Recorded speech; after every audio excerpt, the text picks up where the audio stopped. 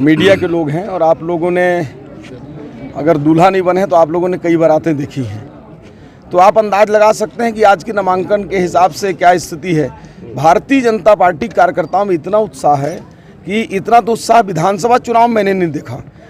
कई हजारों की संख्या में कार्यकर्ता स्वतः स्फूर्त आज नामांकन सभा में और नामांकन रैली में आए हैं, क्योंकि वो जानते हैं कि चिरमिरी का विकास भारतीय जनता पार्टी के हाथों में है। जिस प्रकार से डबल इंजन की सरकार काम कर रही है, माननीय विष्णुदेव साय जी के नेतृत्व में जिस प्रकार से हम लोगों ने चुनाव में सभी घोषणा पत्र को अपना पूरा किया है, चाहे वो महतारी बंधन योजना हो, चाहे वो भूमिहीन मजदूरों का जो 10,000 रुपये प्रति सालाना देने का हो, चाहे किसानों का 3100 रुपये धान हो, चाहे तेंदुपत्ता का 5500 रुपये प्रति क्विंटल की दर से हो, या फिर कई ऐसे घोटाले जो कांग्रेस सरकार ने किया उसको हमने उजागर किया, चाहे पीएससी घोटाला हो।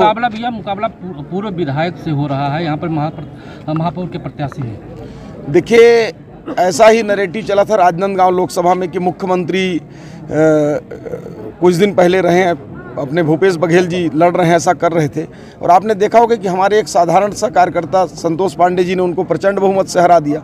चूँकि क्षेत्र की जनता उनकी विदाई कर चुकी है। यदि उतना ही सक्रिय होते, उतना लोकप्रिय होते तो कांग्रेस के पार्टी ने क्यों टिकट काटी। और इसके बाद उन्होंने आरोप लगाया कि उनकी टिकट कांग्रेस पार्टी ने पैसा लेकर काट लिया।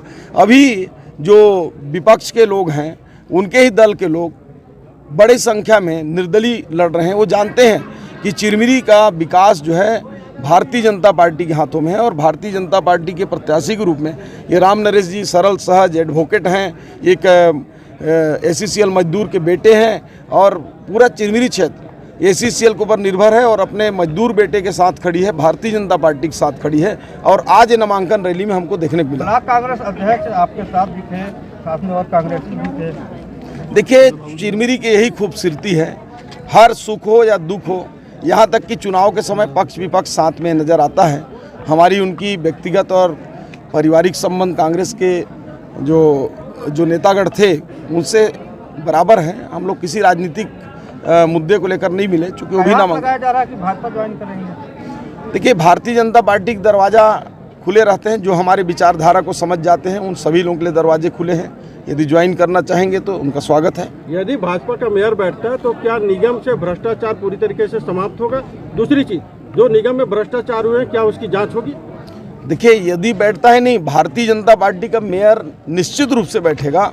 और हमने आज अपने भाषण में भी कहा है कि उन सारे भ्रष्टाचार को, चाहे सैनिटाइजर घोटाला हो, चाहे सिद्ध बाबा पहाड़ का जो 50 लाख रुपए का जो सड़क बना है उसकी घोटाला हो, या एडवेंचर पार्क का जो 1 करोड़ रुपए का जो पेड़ों की कटाई हो गई है उसकी मामला हो, ऐसे तमाम सभी मामले को नगर निगम का हम जाँच कराएंगे। और जाँच कराने के बाद जो भी उसमें तथ्य आएंगे उसके हिसाब से जो जीरो टॉलरेंस की नीति के तहत हम जो काम कर रहे हैं उसके तहत कार्रवाई करेंगे। विकास की कुछ ठोस योजना है क्या आपके पास? निश्चित रूप से चिरमिरी में जो विस्थापन है, जो बेरोजगारी की समस्या है, उसको दूर करना और चिरमिरी नगर निगम को एक सुंदर नगर निगम बनाना, पानी की, बिजली की, शिक्षा की, स्वास्थ्य की जो आज समस्या है उसको पूरी तरह से सैचुरेटेड करने की हमारी योजना है, और निश्चित रूप से हम उसको करेंगे। सबसे बड़ा मुद्दा पलायन को लेकर के चल रहा है, क्या कहेंगे? देखिए, अभी पलायन को रोकने के लिए हम लोगों ने लाइवलीहुड कॉलेज को चालू करेंगे। यहाँ 3 नए माइंस खुल चुके हैं और आने वाले समय में 2 बंद पड़ी माइंस है, उसमें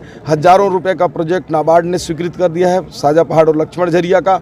यहाँ रेलवे की पूरी ट्रेनें आएंगी, यहाँ नया रेलवे स्टेशन बनेगा, यहाँ चिरमिरी मनेंद्रगढ़ को जोड़ने वाली साजा पहाड़ सड़क है, चिरमिरी मनेंद्रगढ़ के बीच में मेडिकल कॉलेज का टेंडर हो चुका है, यहाँ पॉलिटेक्निक कॉलेज, हार्टिकल्चर कॉलेज, इनकी स्थापना हम शुरुआत कर दिए हैं। इसके साथ ही यहाँ नर्सिंग कॉलेज भी आने वाले समय में खोलेंगे, चिरमिरी के लाहड़ी कॉलेज का और विस्तार करेंगे।